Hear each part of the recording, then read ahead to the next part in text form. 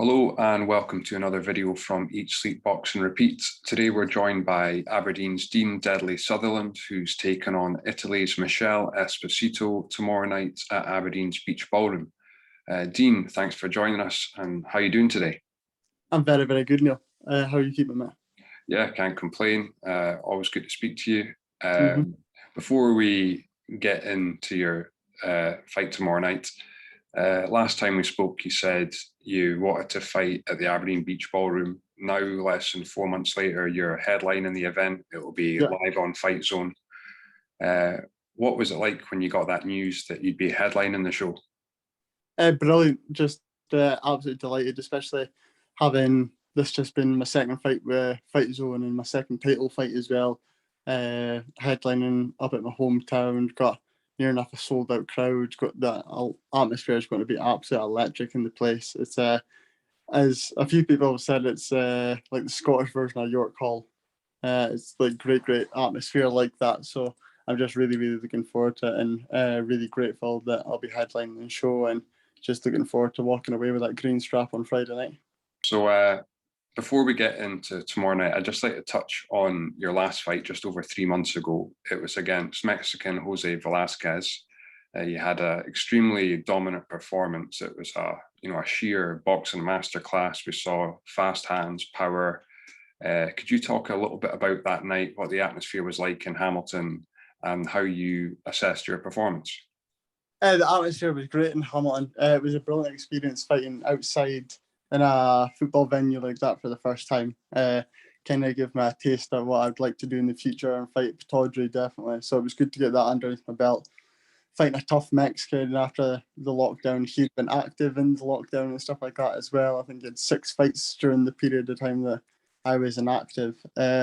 He was tough coming forward, but I was very, very confident going into that, even though it was a 70% version of myself. I had a major injury going into that fight that could have and probably should have ruled me out of the fight if I didn't do all the rehab work that I did to get to how my foot was, and it definitely wasn't 100% on the night. But like you were saying, it was a boxing masterclass. But no, it was I'd probably give myself a 7 out of 10 for the performance. But everything has went tremendous for this camp, and especially with the home crowd and that behind me, I've had so much more motivation training up for this that you're going to see a much better performance come Friday night. Well, if that's you at a 7 out of 10, I'd hate to be the guy against you when you're at 10. Because I'm already feeling sorry for my opponent just now, and especially I've got that grip between my teeth that he's coming up to my hometown. It's my time to headline it. This is my stepping stone to move on to bigger and better things, and he's the person in the way. So no, I'm feeling sorry for him already, and I hope he brings his A game, because he's going to need it to keep up with me. Yeah, for sure. So in your last fight, you picked up the WBO junior belt. This fight tomorrow is for the WBC International Silver belt. Does that mean you have to vacate your WBO belt, or how's that? No. The plan was to actually defend that belt this time, and you wouldn't believe I actually had 9 people reject the fight. 9 different good young prospects and stuff like that as well turned down the fight. Some other reasons understandable, like from a business point of view, looking forward to it. But then some of the excuses that came out were ridiculous. There wasn't even worth going on and speaking to the people at all about for the future. So the team at Fight Zone and Dennis Hobson then decided that if I couldn't get an opponent for that, they needed another belt for me to fight and keep pushing up the rankings. And the WBC International Silver became available, and Esposito was on a good run of form and stuff like that. Got a good resume, being a former Italian champion as well, which is high credentials. And I think in his last 6 fights, he's had 4 stoppages. So he's coming with a good bit of confidence. So it's a tailor-made fight for myself. Yeah, so that's pretty interesting that you found it tough not getting an opponent for your WBO belt. How does it feel being avoided so early on in your career? I can understand it from the the bit I find hard is because I like the idea of the WBO youth belt because it's like prospect versus prospect. It's young up and comers, hungry, that's got ambition and willing to put it on the line.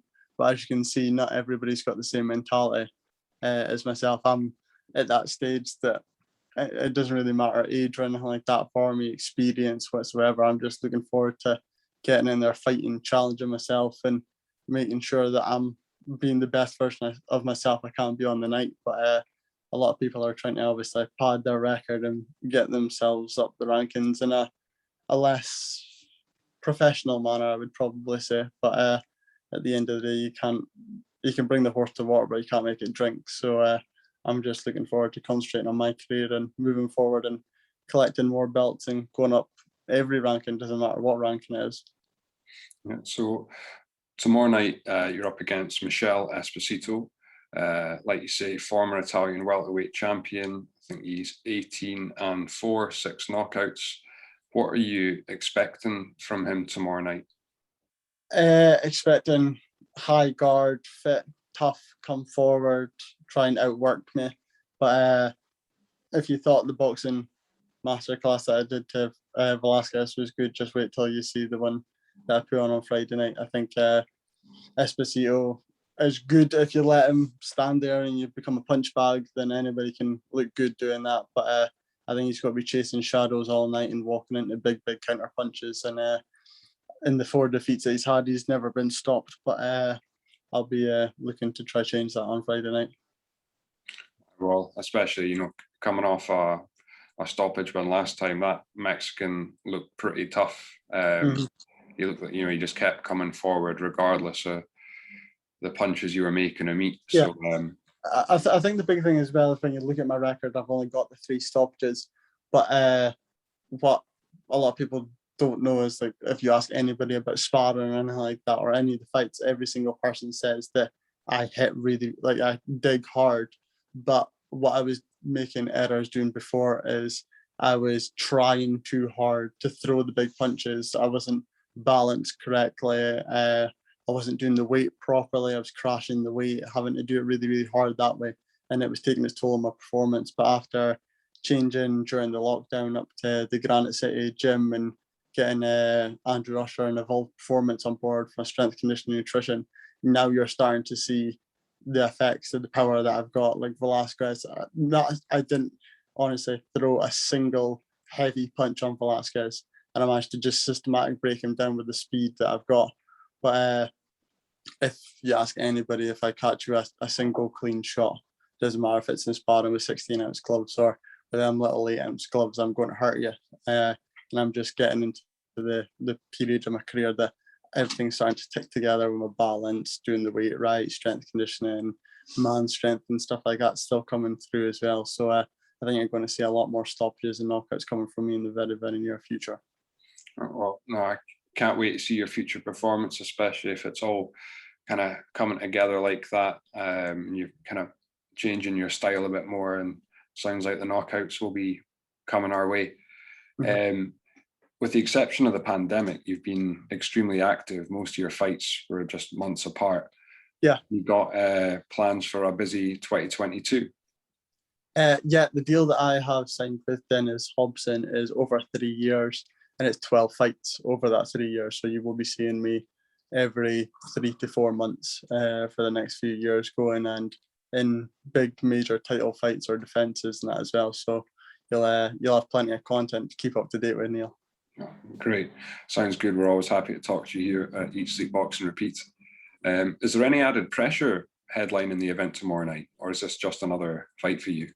Yeah, I would probably say there is more pressure, but at the same idea, you need pressure to create diamonds, don't you? So that's the way I'm going to look at it. It's the more pressure they put on me, the more I'm going to perform, the more you're going to get out of me, and the more I know I'm going to dig deep and show a better product of myself. So like I was saying, I just hope Esposito is up for the challenge and is going to come and bring the fight to me, and I'll see him in the ring on Friday night. And I know there's only got to be one person walking away with that belt, and that's myself. Sounds good. I've also read there's plans for after the fight. There's a after party happening in Aberdeen, and you're going to be donating a portion of money to the Cash for Kids charity. Could you tell us a little bit about why you picked that charity and what it is you're actually donating? Yeah, so one of my close business friends who's just recently opened up a new bar in Aberdeen was asking me if I would want to do some sort of like after party event, or just some sort of event that people could come back to and relax after the fight night as well. Because one of the big things is after a fight, you can quickly go around and see people and say thank you very much to them, but you very, very rarely get to sit down and socialize with them after the fight. So that's why I thought it was a really, really good idea. And the offer was put to me if I wanted a percentage of the bar that was coming in that night anyway. But like I'm not doing it for the money. I was just literally doing it to look after and see my supporters and have a good bit of social time with them after. So I came up with the idea of putting my portion of the percentage of the bar to Cash for Kids, especially this time of year. It's just, you can feel the weather starting to get colder. It's coming up towards Christmas and stuff like that, and there's a lot more less fortunate people than me. I'm able to chase my dreams and be financially covered for it. So I don't need to be greedy or anything like that with money that's coming in. I'd much rather see other people see the benefit of it on it, and it's obviously it's a close local charity and stuff like that as well. So you know that it's going to affect people in your local area, and that's all I want to be, is a role model for the up and comers in my area, and hopefully they can that can help change their lives. Yeah, it's amazing, and charity is nothing new to you. You've been doing it for quite a long time, so it's really great. People in Aberdeen will see you as a role model, and not only are you a great boxer, but doing all this, it's just amazing all round. So good on you for everything that you're doing. I think it's good because people just get to see a little bit more than just the boxer of Dean Sutherland. Like, you get to see the professional side of me when I'm in there doing the ring, but only a few select people, when you come down to sit in interviews or talk with people, will understand. Like, I'm quite a intellectual, soft-hearted, caring person, and like you were saying, I've done a few things for charities, and it's definitely not going to be the last one that I do. It's something that means a lot to me, and Aberdeen as a whole. This is my home. I want to take care of it as best as I can. If I can be a section of that role model to help change the future, then I'm absolutely delighted with that. Finally, what kind of message would you like to give to your fans who will be tuning in tomorrow night? Well, obviously the ones that's managed to get tickets, they're going to be in for an absolute thrill of a night. The ones that unfortunately haven't been able to get, they'll be able to catch it live on Fight Zone TV. But on Friday night, you're just going to see a great night of local talented boxing, including people like Billy Stewart and stuff like that as well. It's going to be full of action, and you'll be coming along to see a great action-packed fight, and we walk away with that WBC belt and have a great night. And speaking away to Dennis Hobson and Sam Kynick, this is going to be a regular thing. We're going to be up in Aberdeen, so I hope everybody is willing to jump on the bandwagon now, and if they come on now, they're going to have a brilliant time in the future coming forward as well. Well, you've heard it there. If there's still tickets available, I'm not sure if there are. Get yourself there. Tight. Sorry? They're very, very tight if you're going to get. Yeah. Well, so get on it now if you're watching. Yeah. If not, you want to watch it at home, it's live on Fight Zone. That's fightzone.uk. If you don't have a subscription already, it's $4.99 a month. Takes seconds to get, and you can watch it from the comfort of your own home. Dean, thanks so much for joining us today, and all the best with your fight tomorrow night. Thank you very much, Neil. Have a good one, my man. You too. Cheers, pal.